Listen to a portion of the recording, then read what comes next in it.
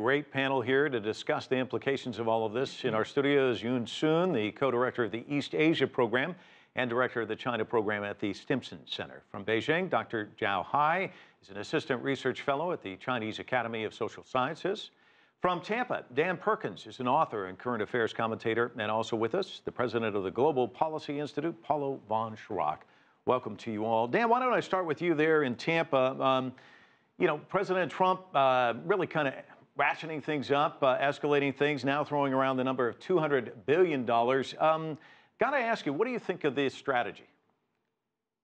Well, Mike, thank you for having me on the show. I think your reporter who did the introduction did a great job of really talking about the fact that the trade balance, which is a minus $500 billion, that the trade from China to us is greater than the trade from us to them, so that China doesn't have a lot of stuff that they're importing from us that they can put additional tariffs on. I think what's happened is that for the longest period of time, some people estimate maybe as much as 4 decades, we've had trade kick the can down the road.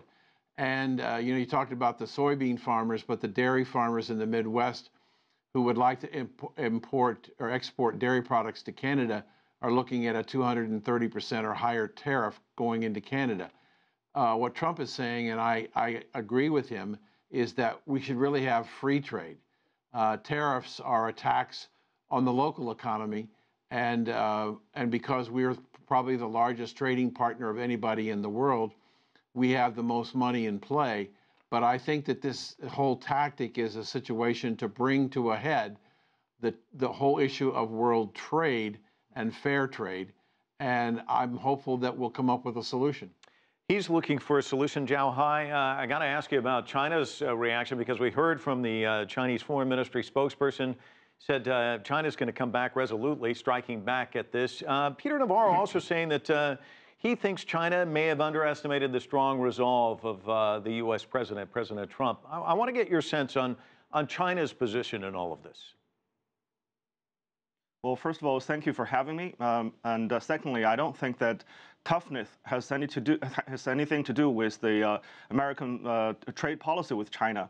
And I think the current policy doesn't make any sense, because if you want to address the problem of trade deficit with China, there are a lot of ways to do it. And also, you have to address the structural problem of trade between the two countries.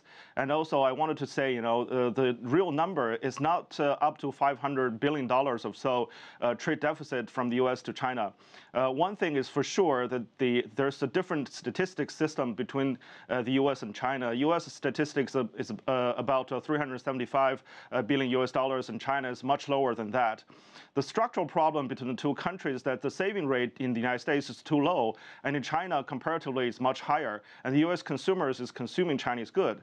And also, a lot of goods are produced in China, but actually from the U.S. producers. They're having their supply chains in China and producing a lot of consumer goods in China and then export it back to the U.S. So the trade tariff, if imposed, after 50 billion U.S. dollars, another 100 or 200, as Trump said, it's going to hurt American business, American international, multinational corporations instead of China. So I think this kind of trade is harming U.S. consumers, it's harming American producers, it's bad for world trade, and it's really bad for the trade system in the world. In the future, I think this kind of policy, if really implemented, it will be very bad for both the U.S. economy and Chinese economy. It's doing no good for nobody. Yeah, Yoon, I want to ask you about that. Mary Lovely of the Peterson Institute, she's fearful that this tit-for-tat quality, as she puts it, is going to cause job destruction in China and the United States. How do you see it?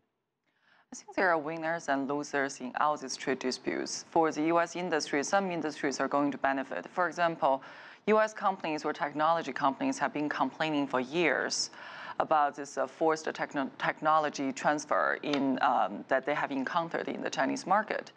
So a lot of them are plotting that Trump's trade policy is going to at least help them to correct some of these issues that they have encountered in China. But then, like one of the panelists just mentioned, that if there is indeed going to be a trade war between U.S. and China does impose for the tariffs on U.S. agricultural products, then China believes that it is targeting the constituencies voting for Trump by targeting the American farmers.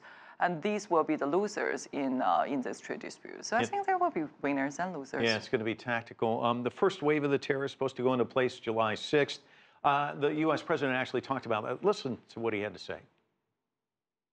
But we have to do something about it. Now, maybe something happens where they come and they say, we agree it's been unfair for the last 25 years. But somehow that doesn't seem to work so easily. So, Paolo, let me ask you about this. July 6th, that's you know, these deadlines seem like they move around they're kind of elastic. But let's say July 6th is the deadline. Is there time for a negotiated settlement on this? Well, there's always time, right? Something can happen at any time. There can be a breakthrough that we may find out in tomorrow's news. However, you know, now that there is this kind of hardening of positions, I think it's unlikely. Somebody wants to wait for the other side to cry uncle and say, hey, enough, I'm sorry, I made a mistake or something. And I think this becomes, unfortunately, it's a political issue right now, not just about talking about the fundamentals of the trade relationship and trying to address it in a kind of a, you know, cool way and objective way. And certainly, going back to what has been said, you know, by the other guests already, there is an issue in the trade imbalance between the United States and China, but it's not highlighted by the fact that we have a trade deficit.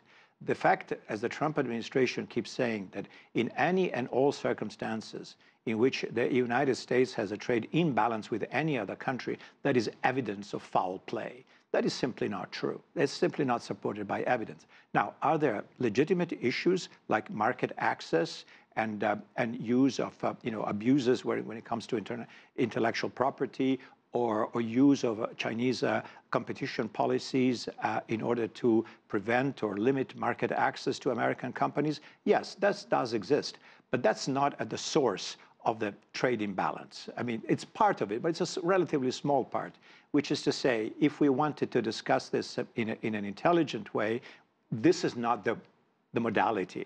In other words, if the Trump administration believes that by being tough, they force the Chinese to the bargaining table, I just don't think this is going to do it. Discuss this in an intelligent way. Let me ask you this. I mean, if the concept is one side's going to blink either way, if you're China and you want to blink, who do you blink for? Because it seems like they work out a deal with Steve Mnuchin, and then they find out that that deal's gone, and then now they're negotiating with Wilbur Ross.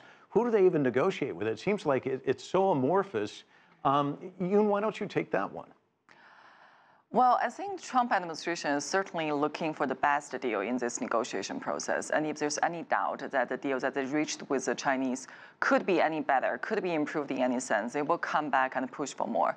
This has been a relatively well-established pattern since basically the beginning of this trade dispute with China earlier this year, starting with March. So we do see rounds of this kind of escalation, and like you pointed out, the date of the implementation of the tariff seems to be moving around quite a lot. I think a lot of people do see that as a signal that this is a negotiation strategy, that they are pushing for China to deliver a better deal. Zhao Hai, let me ask you that question as well. I mean, do you get the sense that some of the Chinese feel like they're bargaining in bad faith because one minute Steve Mnuchin says, okay, time out, we've kind of reached a deal, and then the next thing you know, it's evaporated? Well, exactly like you said, from the Chinese perspective, it's really a flip-flop, and there's no concrete deal that can be made. And American side cannot keep its promise. After the negotiation, China believed that we have reached a deal, and both sides should stick to it.